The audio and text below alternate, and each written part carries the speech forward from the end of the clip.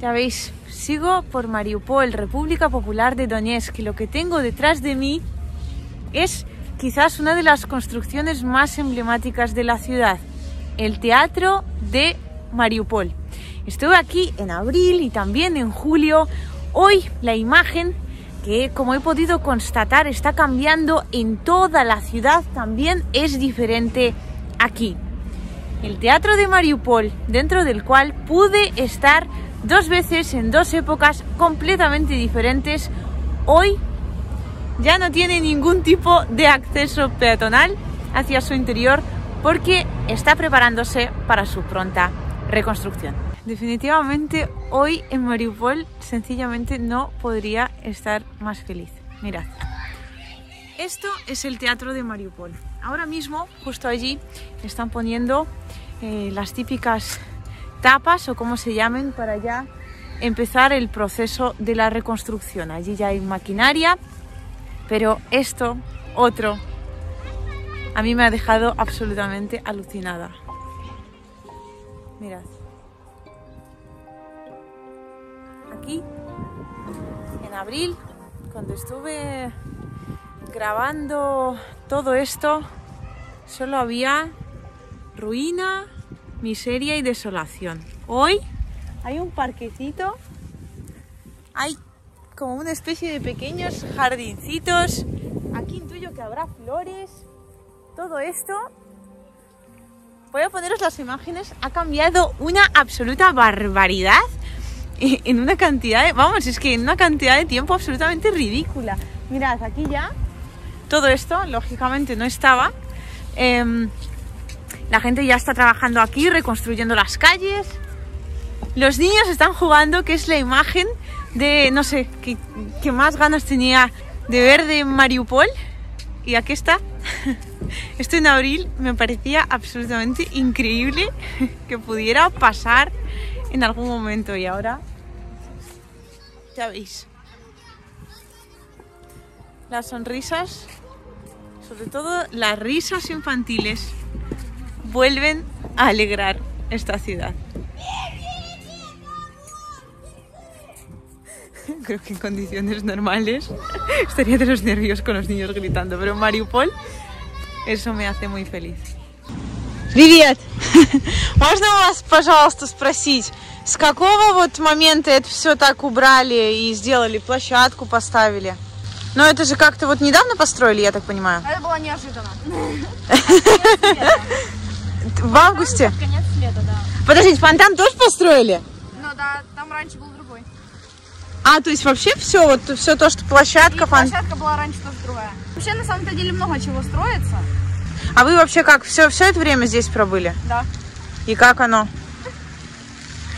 Было весело. Сильно было весело? Когда ты с винтовкой бежишь кого-то спасать, не особо, если честно. Ты с винтовкой бежал спасать? Кого? Да ладно.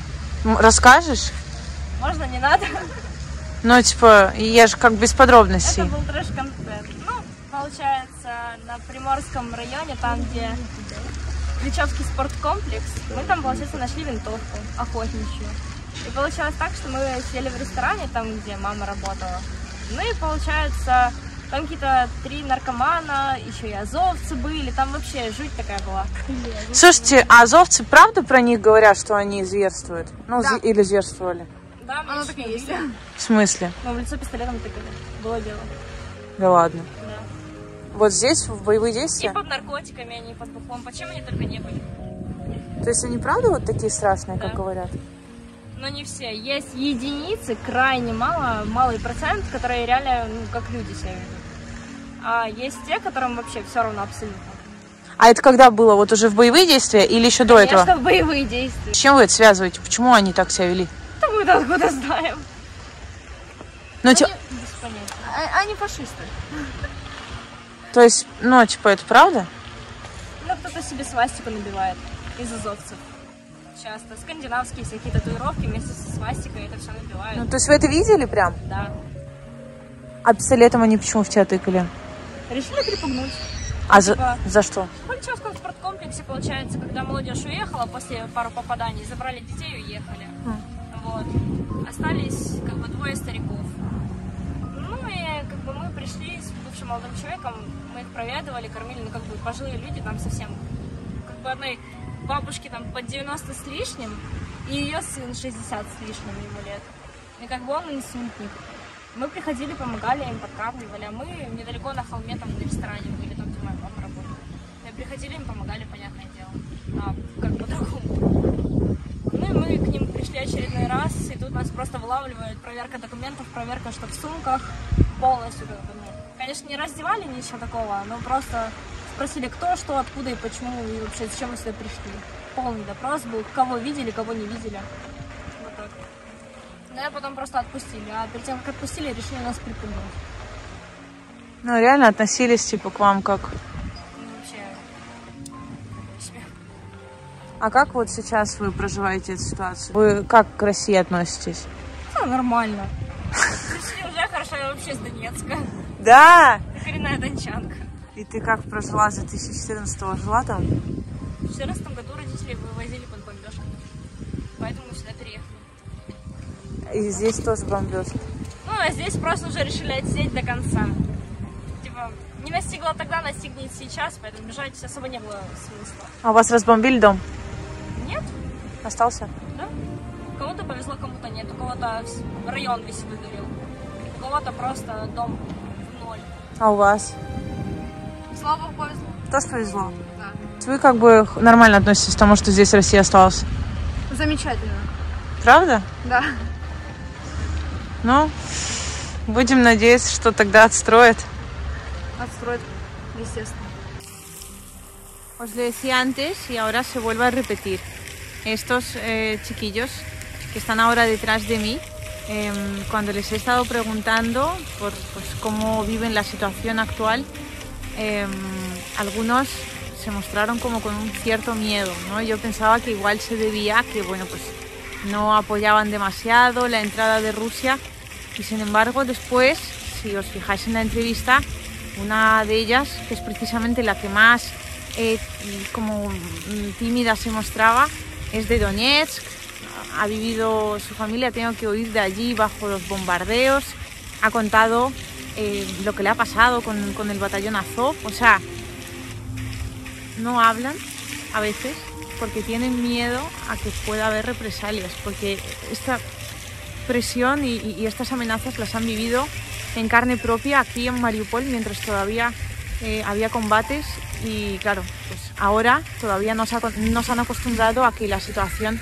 pues empieza a volver, vamos, ya ha vuelto a la normalidad en cuanto a la paz y está empezando a volver a la normalidad en cuanto a la reconstrucción. Da mucho que pensar. Y en cambio la otra chica, la que decía, voy con Rusia, luego cuando bajé la cámara digo, tú tienes que ser como la imagen de la publicidad rusa porque es que es o sea, más prorrusa que nadie. Y ella decía, sí, porque antes aquí esto no se podía decir. Así que ahora lo estoy disfrutando un montón. Ahora por fin puedo decir que me gusta Rusia y que me siento rusa. Сильно поменялось все после вот... Все вообще поменялось. Совсем Все все. вообще все поменялось, ну, конечно. Ну и как вы к этому относитесь? Живем дальше. Да, живем дальше. А как вам к этому можно относиться? Ну, есть у вас какая-то там надежда на светлое будущее? Конечно, всегда. А как же без нее? Без нее невозможно прожить, правильно? Вы с улыбкой уже? Конечно. Ну, всегда с улыбкой. Когда не бомбят, то всегда с улыбкой. То есть вам главное, чтобы не бомбили? Конечно. Мирное небо. Сейчас уже мы понимаем это значение. Миру мир, да? Мы просто так смотрели, на заборах было написано мир. Мы не понимали, что это значит. А теперь мы это пережили, теперь знаем. Так что всем желаем, чтобы было мирное небо, чтобы было спокойно. Кто борется за мир, Бог пускай в помощь. Пускай в конце концов наступит мир на всей планете, которого все, наверное, ждут. Да? Чтобы так и было. Вам всего хорошего. Слушайте, очень красивые глаза. как светло, спасибо. Мы прям с вами обменялись любезностями.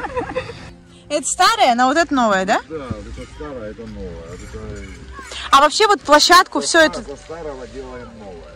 А вот эту площадку, все это давно построили? Что мы делаем? Все вы? Да. Вот все эти 3 месяца вы говорите? Так вы просто герой Мариуполя. А вы скажите, тут все пережили, все боевые действия? Конечно. И как? Ну как, да. Вот так. Все выдержали. Ну а сейчас вообще есть какая-то... Ну, сейчас уже легче, уже работа есть немножко. Скажите, а вы тут все время были? Или вы... Нет, мы сегодня приехали. Мы вот те 3 сделали. И сегодня приехали, будем вот... Нет, я имею в виду в Мариуполе. Вы все действия боевые провели? Мы нет. Вы не коренные? Мы с Ростова. А, вы работники с Ростова. Вызвали спрятать вот это безобразие. И сильно, изменился город за это время, то, что вы тут? Да? Людей и окон? И окон, да. Сейчас окна есть везде. Дороги лучше стали. Здравствуйте, скажите, пожалуйста, это вы свет где-то проводите? Да. Да? А где? Ну, вот в этом доме? Вот в этом? Скажите, а много вообще кварталов подключили к свету уже Мариуполя? Нет такого. Ну, вы вот на многих работали объектах? А давно идут работы на объектах? Ну, когда начались примерно? С iulia, с авгуsta. Mariupol para mí es como una especie de ciudad contenido, porque aquí, te pares donde te pares, siempre tienes algo que contar. Por ejemplo, estos señores tan majos, que no quieren dar demasiadas entrevistas, lo que están haciendo aquí es instalar la luz. Justo ahí enfrente, ahora os los voy a enseñar, están otros señores que están intentando reconstruir, limpiar los edificios que, bueno, pues no están demasiado destruidos, de modo que al final pues los prepararán para que la gente pueda volver a vivir en ellos. Las calles también las están recogiendo de los escombros y de hecho acabamos de ver pasar un camión con eso, con los escombros. Todavía me falta, eso sí, enseñaros a los que aquí instalan las ventanas, porque hablando con los obreros en el teatro de Mariupol, una de las cosas que dijeron bromeando es que en Mariupol hay cada vez más personas y cada vez más ventanas. En fin, la ciudad está avanzando a pasos agigantados, lo cual a muchos nos hace muchísima ilusión. Lo que os decía, justo detrás de mí están haciendo ahora mismo trabajos de recogida de escombros, reparación de tejados y aquí podéis ver, si os fijáis bien, en muchas ventanas hay como pegatinitas blancas de estas típicas rectangulares que son pues pegatinas de ventanas nuevas. En Mariupol, personas y ventanas, sobre todo y por encima de todo. Здравствуйте, скажите, пожалуйста, что здесь делается, что строится? Здесь происходит восстановление домов, побитых после бомбежки украинскими властями, националистической армией. Производятся работы по ремонту кровли, производятся работы по восстановлению окон, всего теплового контура этих домов. А кто это проводит, эти работы? Это проводит работы фонд капитального ремонта Липецкой области. То есть это Липецкая область, соответственно, да. За этот дом конкретно, за это строительство? Непосредственно за этот дом, да, отвечает Липецкая область. Сейчас на данный момент снимается с кровли мусор, собранный, бетон разобранный, который происходит во время демонтажа. И вставляются окна, я видела. Ну, вставляются окна, да, это уже как бы они тут практически уже на 99% вставлены в этом доме. Вставляем, занимаемся, произведем полностью отопление по всему дому, подключение. И свет есть? Свет есть в этом доме, да. Вода есть? Вода есть в этом доме. Все есть. Идут восстановительные полностью все работы. Скажите, пожалуйста, а какие сроки вообще вот занимает, сколько такой вот дом? Примерно? Ну, примерно сроки у нас 2-3 месяца максимально. Можно полностью восстановить этот дом. И потом вы на следующий, естественно, заходите? Конечно. То есть это работа непочатый край? Нам деваться нет. Надо работать, надо восстанавливать, надо людям делать, обеспечивать жизненно важные моменты, чтобы они не позамерзали, жили, радовались жизни. Вы чувствуете прям свой вклад? Конечно, чувствую. Однозначно. Да? Нравится вам здесь? Да? Довольно. Ну, гордость, да, какая-то? Что... Ну, конечно. За свое государство. Capitana de obras. Este sin duda alguna es mi papel favorito y mi actividad favorita de todas, grabar reconstrucción y esperanza. Lo que tengo detrás de mí es una obra, una de tantas que hay ahora mismo en Mariupol, porque la ciudad se ha convertido pues en una obra gigante. Esta en particular pues está haciendo todo lo relacionado con el funcionamiento normal de este edificio que tengo detrás. Здравствуйте!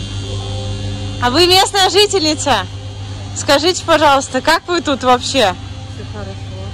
Правда? Спасибо, да, за помощь, все отлично. За помощь и кому? Вот, за ремонт. Становится больше сейчас работы?